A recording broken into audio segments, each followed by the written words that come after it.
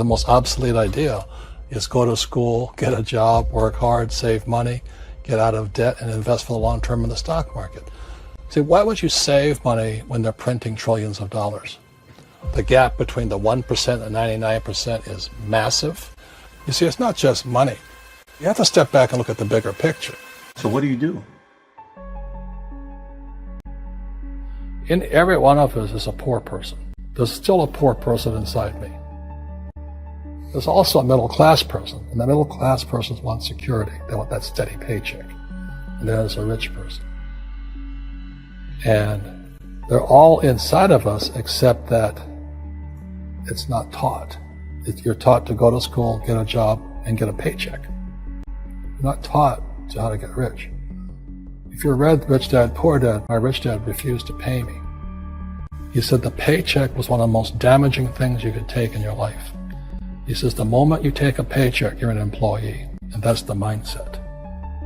So my rich dad never paid me. He drove my poor dad, government employee, nuts. You gotta pay people, you gotta pay people. And Rich Dad was not saying that the paycheck was bad. He says he didn't want to be a slave to money. So as an entrepreneur, if Rich Dad folded, I just started another company. I don't need a paycheck. I don't need anybody to take care of me. If my government doesn't like me, I move to another country because they need entrepreneurs there. So the entrepreneur is not so much the business. The entrepreneur is really the mindset and the skill sets and the different set of rules. You see, I don't operate, small business does not operate in the same rules as big business. Entrepreneur is a mindset first, a skill set, and rules. And depending upon whether you're an employee or a small business, the rules are different. The mindsets are different. The skill sets are different. If you could say one thing to somebody who's never been an entrepreneur and they're thinking about making the leap of faith into becoming an entrepreneur, what could you tell them? Well, I'll just tell them the same thing that happened to me. My last paycheck, I still remember it clearly. It was one of the worst and the best days of my life. And I was in Puerto Rico. I was working for Xerox, and my boss gave me my last, it wasn't a paycheck, it was a bonus check. I think it was about $30,000 taxable. That's the only problem with that. So I got this check and I went, holy mackerel. You know what I mean? So I was excited, but I was also disturbed. And so this other guy comes up to me, his name was John, and John says to me, he says, you're gonna be back. I said, why? He says, because you're gonna fail. I looked at him and said, look, few expletive words, because that's what he did. He left Xerox, failed, and he came back. And I said, look, you failed and you came back, but I'm going to fail and I'm never coming back. And that's the attitude. Do you know what I mean? If you say, well, if I fail, I'll go back to mommy and daddy, then that's what you'll do. So if you fail, that's when I became an entrepreneur, because I had no money. I had no money for years. I didn't have a paycheck. But that's what my rich dad encouraged me to do. He says, when you don't have this paycheck, you get hungrier, smarter, and it's a test of your character. Will you become a crook? Will you become dishonest? Will you cheat and steal? Or will you become a better human being? So really, that's the benefit of becoming an entrepreneur, is you really find out who you are when you don't have anything. So you always have to look at the big picture. Too many people look at, well, what's going to happen to me? When you look at the big picture, you're also going to know that when something bad happens, something good's going to happen. But you got to prepare for whatever is coming. If you think next 20 years will be like the last 20 years, you're going to get creamed. When you and I go to the supermarket and we buy a carton of milk, we always check for the expiration date. But most people do not check for the expiration date on their brains. Instead of get out of debt, I get into debt. I just refinanced $300 million in debt. I went from 5% to 2.5% interest. I made a fortune. Every month, more money comes in because my cost of money has gone down.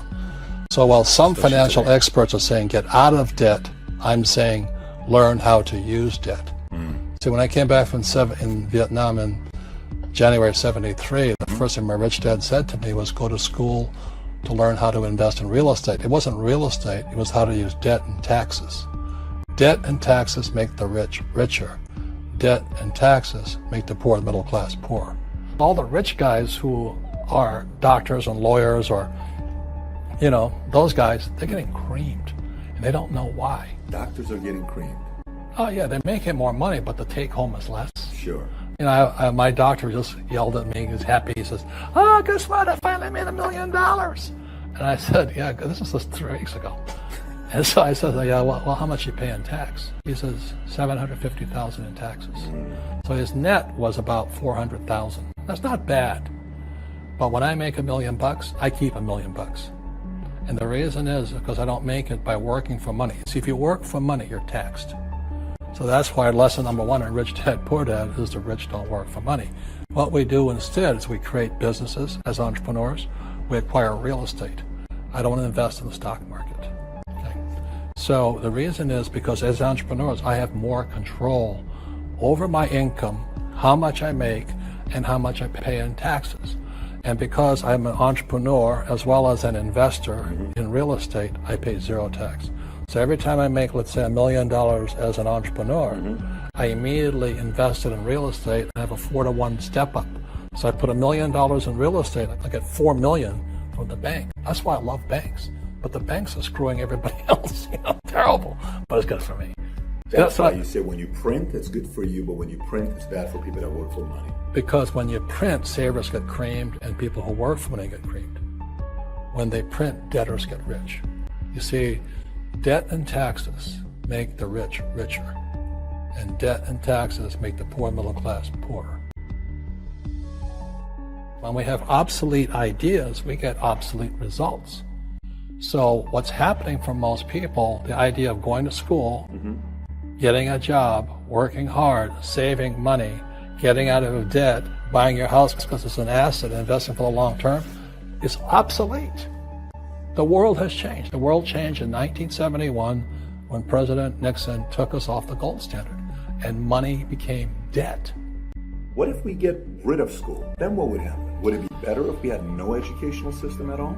No, I'm saying education is more important before. It's just obsolete. There's Moore's Law which states information doubles every 18 months. In other words, everything's obsolete 18 months. So, and this is just a recent phenomenon. So when you come out of school, you're already obsolete. And that's why I'm the old guy, I meet my friends who went to Harvard. Say, I went to Harvard. I said, yeah, that was how long, 50 years ago? Today, the banks are charging you interest to save money. In other words, banks don't want your money because they printed too much of it. And that's why there's this bubbles in stocks and bubbles in real estate and all this. People are dumping the cash. Because as I said in here, savers are losers and cash is trash. And yet people, I want a high-paying job. Well, that's an obsolete idea. Get out of debt is an obsolete idea. You should learn how to get into debt, how to use debt to get rich, and they'll never teach you about taxes. The reason the 1% is way up here and the 99% are going this way is because when you print money, 2 things happen, inflation and taxes. It's going to crush you. And any entrepreneur thinks, I'm just going to make money, I'm going to start a business and make a lot of money because of what we talk about. They really have got to smell the roses, man. That's not what the real entrepreneurs are doing. Most entrepreneurs, there's 28 million small business owners in America. 24 million are what are one-person entrepreneurs. They're called non-employee entrepreneurs. So and that's what happens is when people don't really understand what an entrepreneur does. So most big people are self-employed, but they're not really entrepreneurs. The self-employed pay the highest taxes of all, and nobody tells them that. Yeah, it's also called the entrepreneurial spirit, but what we were actually talking about was there's no such thing as a bad economy. There's external, you and I, we all have an external economy, but we also have an internal economy, and the willpower is to change our internal economy. So for me, I can see the good and I can see the bad. I don't really give a damn because I'm going to be rich anyway. But a poor person with a poor personal economy, all they're going to see is a bad economy because they don't know how to make money in any economy. And a middle class person, they have a middle class economy. What they want is a nice house and a steady paycheck and the job and the car. And so when you take their job away, to them, that's disaster. Well, since an entrepreneur doesn't have a job anyway, it's no big deal. So all I'm saying to the people, and it's what Bucky Fuller taught me, is always two sides, you know what I mean? Unity is plural, at minimum two. So if you think the economy is bad, it's because your economy is bad. If you think that steady, employment is important, then you'll see an economy without jobs. Your economy versus the external economy. What you control versus what you can't control. I can control. Yeah, it's called an internal focus versus an external focus. So the real entrepreneur has an internal focus. That if they fall down, they say, "Oh, this is good, because I'm going to go up higher." The average person will fall down and say, "Oh, I'm going to take some Prozac," or somebody has a mistake. So, "Oh, the mistakes don't matter." Well, mistakes matter. It means you didn't know something. But a real entrepreneur, whether they fall down, they always can go up. They can stand back up and go higher. That no matter what happens to them, they get stronger and better and smarter and happier. But a person with a weak internal mindset is that they're so afraid of what happens, it generally happens. Like, people who are afraid of losing their jobs, they generally lose their jobs. You know what I mean? Yeah. So everything comes through you. Yeah, so the entrepreneur first job is to control inside here, not outside there. The moment you take that paycheck, you're an employee. You've got to be stronger than that. It's about inside control.